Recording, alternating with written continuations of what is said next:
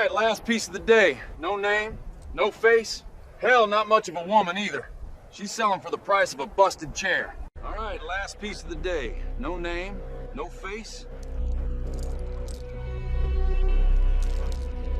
She was sold like an animal, but he treated her like a queen. Dakota, spring 1869. The wind screamed through Dakota Crossing, dragging a river of red dust from the plains and flinging it into every corner of the small frontier town. It wasn't a sandstorm, but a long, punishing gale, the tired, endless breath of a land that had seen too much blood and too little mercy.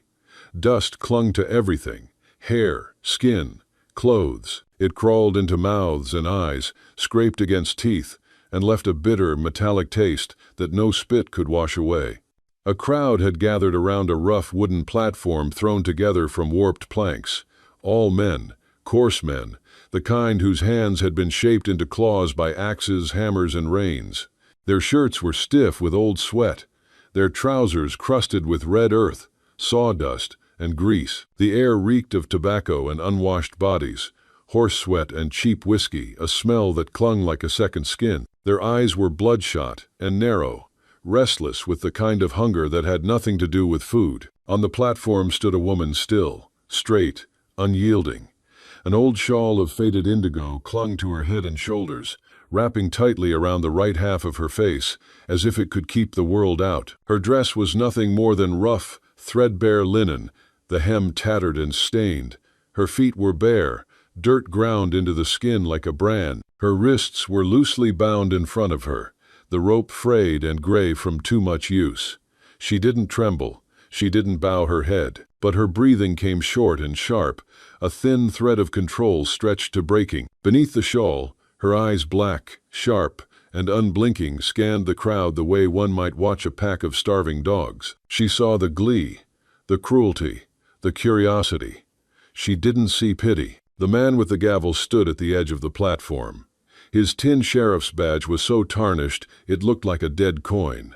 He slammed the gavel down, the crack of wood on wood cutting through the wind. "All right, last piece of the day." His voice rasped, a smoker's growl that caught in his throat. "No name, no face. Hell, not much of a woman either. She's selling for the price of a busted chair." Laughter ripped through the crowd, hard and mean. "Take off the rag," one man shouted, spitting into the dust. "Let's see what's wrong with her. Bet she's hiding a face that could scare a horse dead," another called, his voice thick with whiskey. A third man, grinning wide enough to show gaps in his teeth, shouted, "I heard she's already been used up by Injuns, by trappers, by God knows who. Ain't worth a plug nickel." The laughter swelled, a sound like boots grinding bone into dirt. It was the laughter of men who needed someone else to feel smaller than they were. Wabaha did not flinch. Her eyes stayed locked on the sea of faces, unblinking, refusing to give them the satisfaction of seeing her break. She stood there like a lone pine in a winter storm, battered, but rooted too deep to fall. The sheriff raised his voice over the jeers. "All right, boys, opening bid $2. That's less than a bottle of the piss you call whiskey. Who's man enough, or drunk enough, to take home a half-faced stray?" There was more laughter, sharper this time. Someone muttered loudly enough for all to hear, "If she's lucky, maybe she'll end up with a man who don't mind covering her face with a sack." Another voice answered, "Or under him in the dark, where it don't matter what she looks like." The wind caught the shawl, lifting one edge just enough for a flash of skin to show. She reached up quickly, pulling it back in place, her fingers steady but her jaw tight. And then, a shift. The noise thinned, like a fire choking for air. Heads turned. The crowd parted slowly, a ripple moving from the back toward the platform. From the open space stepped a man. His coat was heavy canvas, shoulders broad under the weight. The brim of a faded black hat shaded his face, hiding everything but the shape of a jaw set firm. His boots were coated in layers of dried mud. Sweat stains marked his shirt where the fabric clung to him. His pace was slow, deliberate, each step settling deep into the dust. He looked like a man who had spoken more to trees than to people, who had walked miles without saying a word. The kind of man who didn't flinch when the world turned ugly because he'd seen worse. His name was Silas Boone. Silence fell over the square. The wind still whistled, but the human noise had ceased. Silas's eyes, as deep as old stone crevices, swept past the crowd and settled on the auction block. He didn't look at the auctioneer, nor at the crowd, but directly at Wabaha. He didn't look at the scar, or the shawl, but into her eyes. $3, Silas said, his voice low and steady, unhurried, impatient. It was a voice familiar with the solitude of deep forests. The auctioneer squinted, incredulous. "You sure about that, friend?" Silas's expression didn't change. "I said what I said." A few chuckles rippled through the crowd. "Must be desperate." The auctioneer cleared his throat, looking confused. "Don't you want to see what you're buying?" Silas tilted his head slightly, still not taking his eyes off Wabaha. "I'm not buying a face," he said softly, just loud enough for the auctioneer to hear. "I'm marrying a person." The wind seemed to stop. No one laughed. Silas's voice wasn't angry, nor was it longing. It was simply an affirmation, an undeniable truth. The auctioneer muttered, scribbling on a crumpled piece of paper. "Name, Silas Boone. Occupation, logger." He pushed the paper toward Silas, who signed it without a blink. Then he turned to Wabaha. "Ma'am, you're legally married now. Tell me your name for the record." The shawl on Wabaha's face moved slightly. At first, there was no sound. Then, very softly, a voice emerged, as soft as green moss, but as steady as hardwood. "Wabaha." Silas froze. He couldn't believe his ears. Her name, her voice, echoed in his mind. 3 years ago, in the cold and dark of the snow, a voice had saved his life. He had never heard her name until now. The silent forest, the blood-stained snow, the brilliant light in the ice cave, it all rushed back to him. He turned his back to the crowd and walked away, but not straight. He walked toward the wooden platform. He touched Wabaha's arm. Not roughly, not hastily, just firm enough to say, "You're safe now." When they left, no one in the crowd stopped them. No words followed, only the slow, deliberate thud of Silas's boots against the warped wooden planks and the faint rustle of the name that had just been spoken, still clinging to the air as if it feared disappearing. Behind him, Wabaha moved quietly, the soles of her bare feet no longer scraping against splinters. He had given her a pair of old boots, worn but whole. They were too big for her, the leather cracked and soft, but they covered the cold from the earth. The scarf still covered the lower half of her face, yet her back was straighter now, shoulders no longer caving in as though trying to hide her very existence. Around them, the pine forest closed in like a great, solemn audience. The road narrowed into a red dirt trail layered with dry pine needles, their brittle edges whispering underfoot. Faded light filtered down through a roof of tangled branches, the kind of light that seems to hesitate before touching the ground, as though even the sun was wary of drawing too close to these two figures, moving together through the wilderness. Wabaha said nothing. She walked behind Silas, leaving just enough space between them for the wind to pass through. Whenever a gust pushed hard enough to tug at her scarf, she would lift a hand in one smooth motion to fix it, making sure her face stayed hidden. Her movements were practiced, almost ritualistic, the reflex of someone who had lived too long in the gaze of those who judged without knowing. Silas kept several paces ahead, leading a mule heavy with supplies that clinked and shifted with each uneven step. He didn't look back, didn't force conversation. Every so often, his eyes drifted to the canopy above, scanning the branches as if listening for something beyond the wind, something old, something that had traveled this forest longer than either of them. The silence between them was not the brittle, awkward kind that begs to be broken. It was the quiet, built by two different kinds of survival. They had both endured in isolation, each cloaked in their own kind of secrecy. Now, in this strange crossing of paths, they walked side by side without needing the permission of words. It was the silence of two souls accustomed to distance, now finding that they could exist in the same space without fear. By the time the sky had given up the last traces of daylight, they reached a cabin. It stood alone, made of dark pine logs, not large but solid, every beam fitted with the care of someone who had built it to last. A stone chimney rose from one side, and next to the door sat a neat stack of split firewood. Above the doorframe, an old horseshoe, rusted but unbroken, had been nailed in place, a ward against the kind of bad luck you couldn't shoot your way out of. Silas stepped onto the porch, the boards sighing under his weight, and pushed the door open. The hinges protested with a long creak, releasing a breath of cool, still air from inside. He stepped aside, his voice low but firm. "You can stand wherever you want in here. No one's going to force you anymore." Wabaha entered cautiously, her posture still guarded but no longer bent. She did not remove the scarf. His boots now barely made a sound against the wooden floor. She didn't move toward the table or the hearth. Instead, she crossed to the farthest corner of the room, the one where the shadows pooled deepest, and sank into a low crouch, her back to the wall, her knees drawn close, hands resting lightly on them. She didn't look at him. Silas came in after her, setting the bundle of firewood near the stone hearth. He began building the fire without ceremony, without glancing in her direction. The only sounds were the clink of metal, the dry crack of kindling, and the soft whoosh as flames took hold. Gradually, the air in the cabin shifted. Warmth began to crawl outward from the hearth, carrying with it the deep, layered scent of life, being coaxed back into the bones of the room, cinnamon, smoked meat, and a faint saltiness that hinted at broth long simmered. He moved with the precision of someone who had done this 1,000 times, not just the cooking, but the act of making a space livable, survivable. He didn't rush. Every gesture was measured, steady. The fire grew, light pushing back the shadows until the log walls glowed and flickered, their grain alive with movement. In her corner, Wabaha remained still.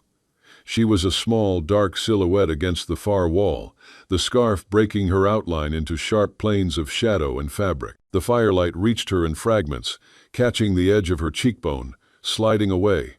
Her eyes followed the flame without moving her head. The light's dance on the walls made the cabin feel both safe and strange, as though they were sitting inside the memory of a place, not the place itself. Outside, the wind prowled through the pines, its voice long and low, a sound that felt older than both of them combined. Inside, Silas placed 2 wooden bowls on the table, one in front of where he sat, and another directly across. Then, after a moment's pause, he fetched a 3rd bowl identical to the others and set it on an empty chair beside him. He didn't look up when he spoke. "Before, I always made 2 bowls, even if no one was there to eat the second one. It was how I reminded myself I'd made it home safe." Wabaha's head shifted slightly, just enough to let one eye catch the bowl's shape in the firelight. She looked from the empty place setting to him. "Now," Silas said quietly, "I make one for me, and one for you." The silence that followed wasn't the absence of sound, but the thick, pulsing weight of something neither of them wanted to name.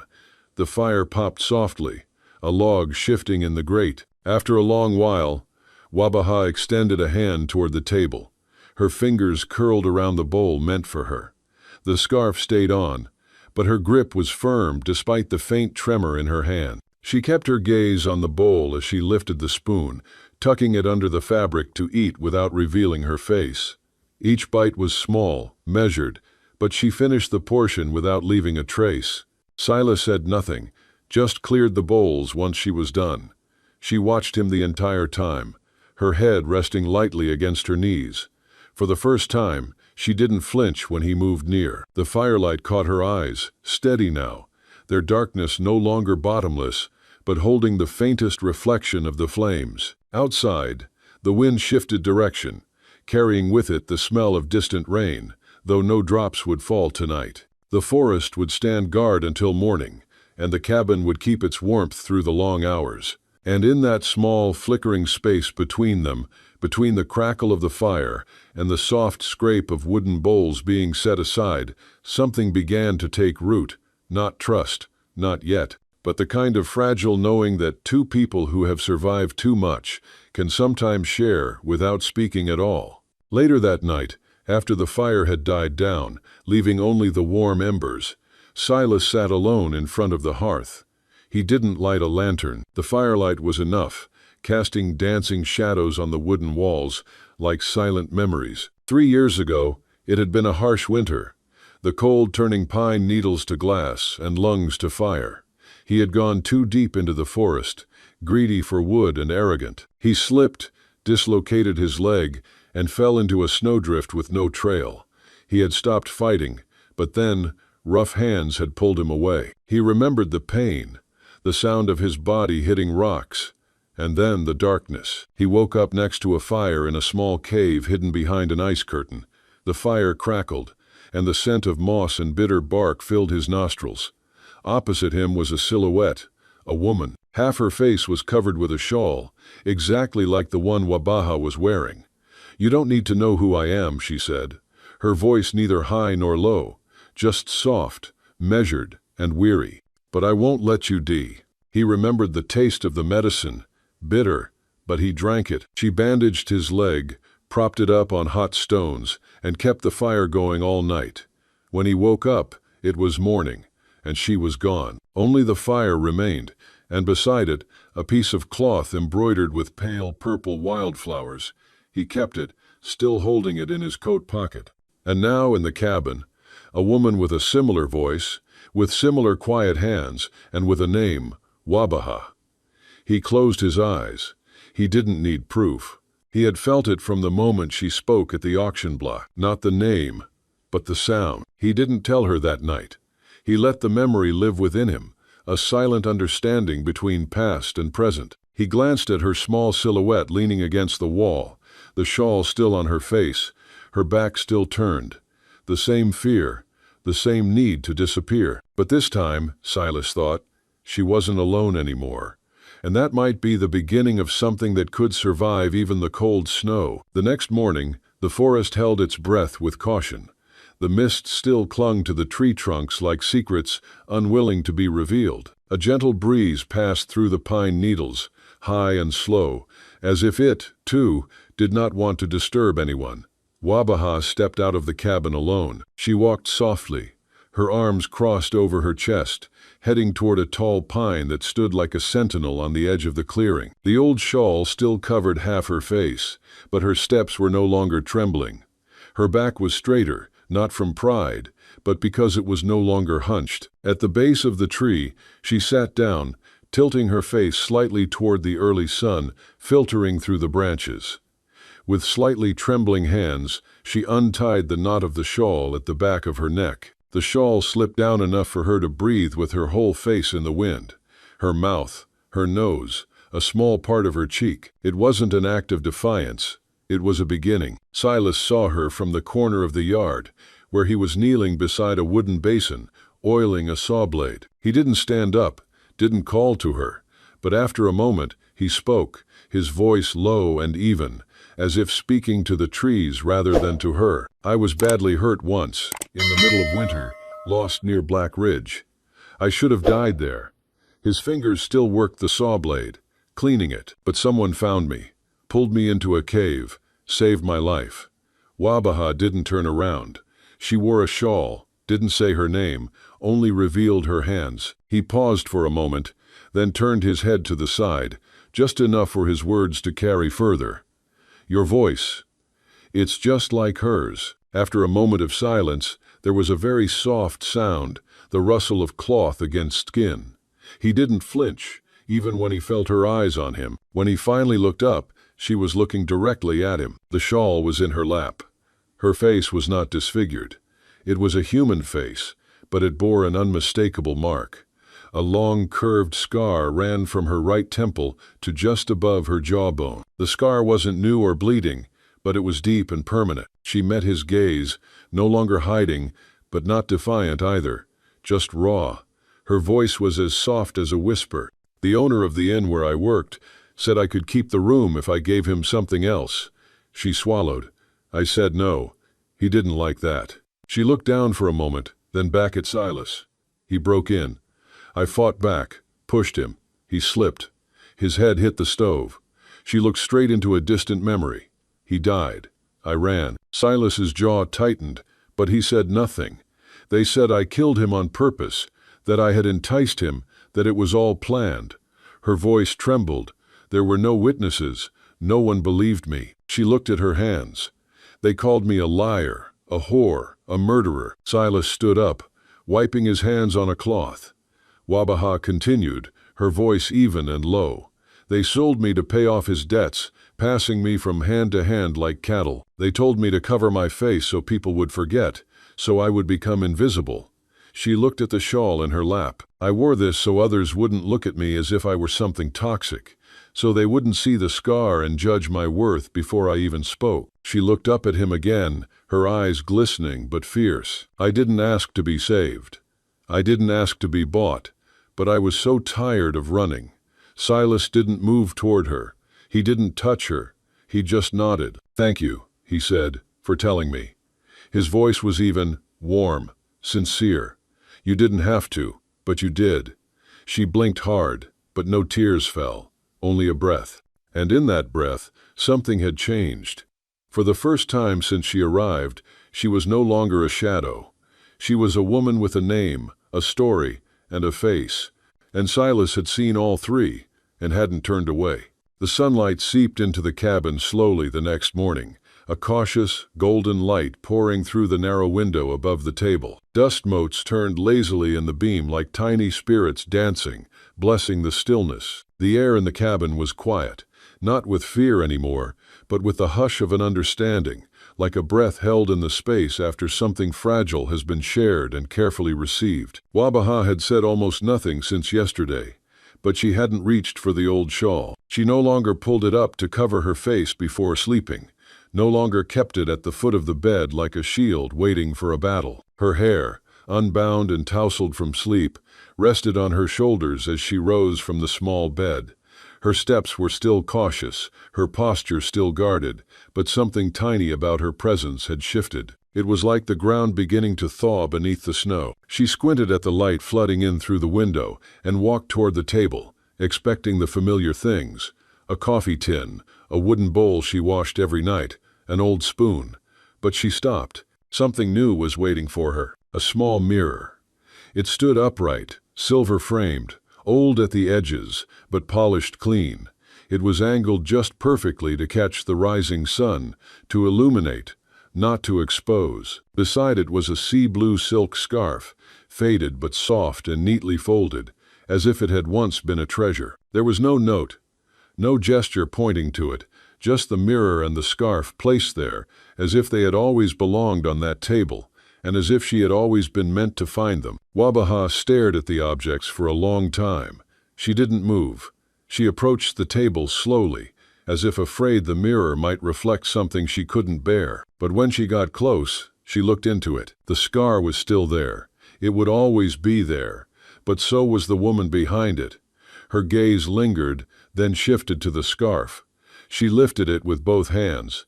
It ran through her fingers like water, cool, gentle, kind. She placed the scarf against her head, not to hide the scar, but to frame what others would see, to soften the lines, to control her own image, not out of shame, but out of choice. The scarf fell into place as if it belonged there. In the mirror, a new image emerged. Not the hunted girl from the auction, not the ghost from the blizzard, but a woman, whole, upright, still carrying what she had been through, but no longer buried by it. Behind her, there was a sound, the gentle tread of boots on the wooden floor.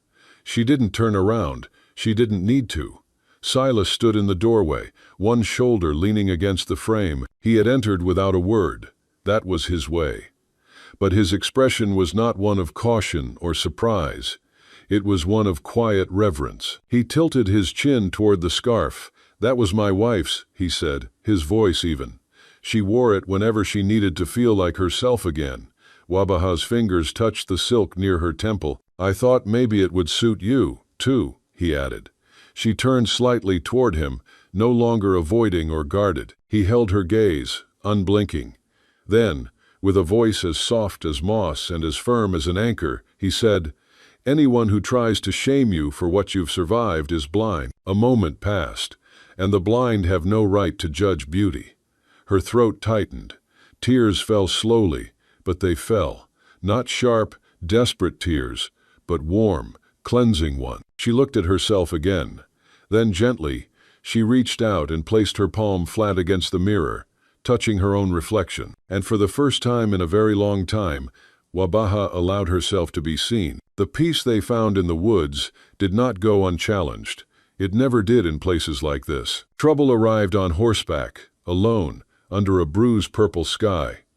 The man was thin, long-legged, his duster coat ragged with dust and miles. His eyes were gray, sharp, and cruel, cutting through the crowd in the saloon like a knife through raw hide. He called himself Cutter, and Cutter was no drifter. He was a bounty hunter, the kind of man who could read tracks like scripture and smell secrets under boot leather. Rumors had drifted up the southern trail of a scarred girl hiding in the hills, her face once covered, now revealed. Someone whispered she had blood on her hands and a logger for a shield. Cutter listened, and then he rode. When he reached the logging camp near North Ridge, he asked too many questions. He played the part of a lost traveler, claiming he was looking for work with the loggers, saying he'd heard about a man named Boone living deep in the woods. Silas came across him near the supply shed. It took only one look for him to know, not by the words. Cutter was polite, calm, but the way his eyes swept the tree line, the stillness in his posture, it was the stillness of a snake just before it strikes. That evening, Silas returned to the cabin. His face was colder than the wind. "He's hunting you," he said simply. Wabaha said nothing at first. She stood by the stove, stirring a soup that had grown thin with memory. Her eyes were steady but distant. Then, without a word, she crossed the room, opened the wooden trunk at the foot of the bed, and took out the old shawl, neatly folded, exactly as it had been since the morning she took it off. Wabaha held the shawl in her hands for a long moment. "I'll wear it again," she said softly. "One more time." Silas looked at her. "You don't have to." Her eyes met his. "This time, I'm choosing it. Not out of shame, but out of strategy." That night, they planned together. Wabaha would ride east along the old burned trail. She would wear the scarf, and Cutter would follow. He wouldn't be able to resist following a lonely, scarred, and veiled girl, a ghost reborn.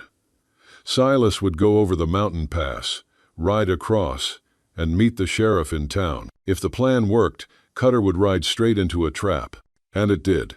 At dawn, when the sky was just a pale pink, Wabaha rode out on Silas's second horse, the scarf tied tightly on her head, her heart pounding.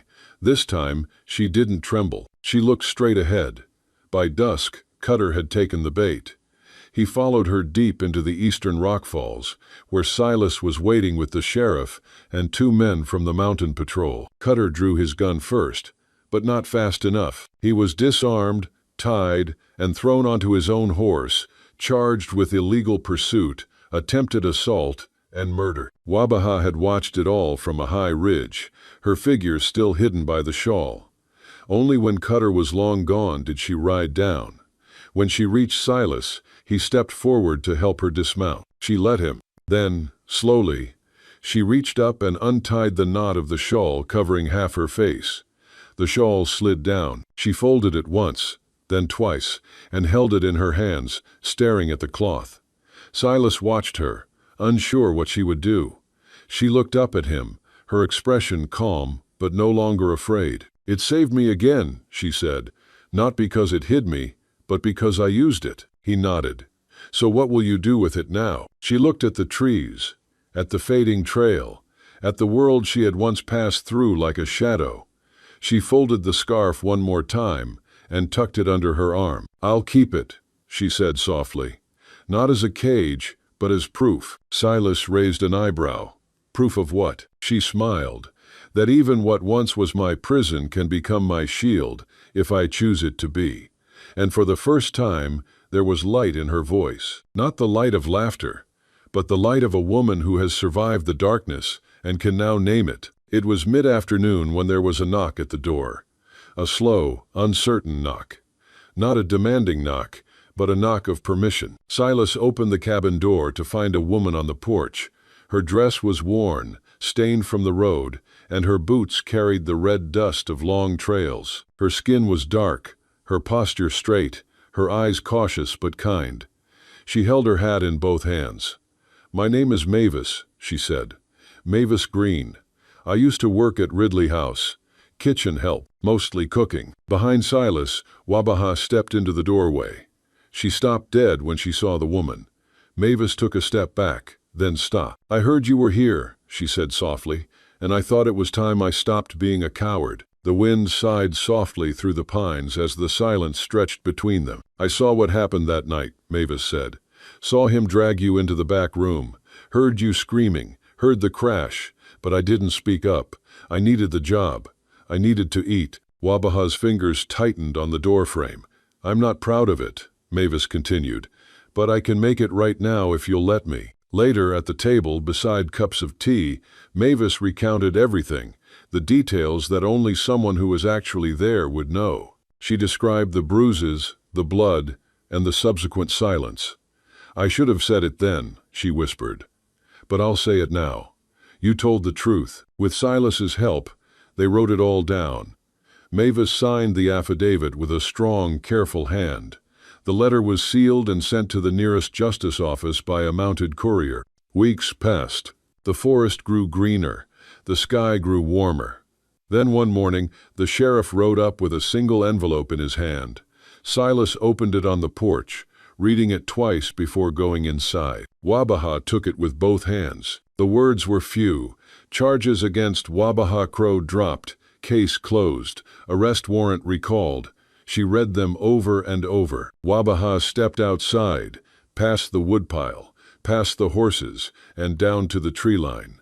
She found the old pine, where she had first removed the shawl. She sat down at the base of the tree, ran her fingers through the moss, and breathed. She didn't cry. She didn't laugh. She just closed her eyes, and with a voice smaller than a breath, she said, "For the first time in my life, I don't have to run." Justice had come, not with trumpets, not with applause, but with the truth, and the quiet strength of one person who had finally decided to stand by it. Spring came to the hills gently. The trees that were once bare and brittle now wore soft buds, like promises waiting to bloom. The mist still rolled in at dawn, but it was thinner, lighter, as if even the mist had grown tired of hiding. Birds sang again. The river ran with purpose. The forest felt like it was forgiving. Silas was busy.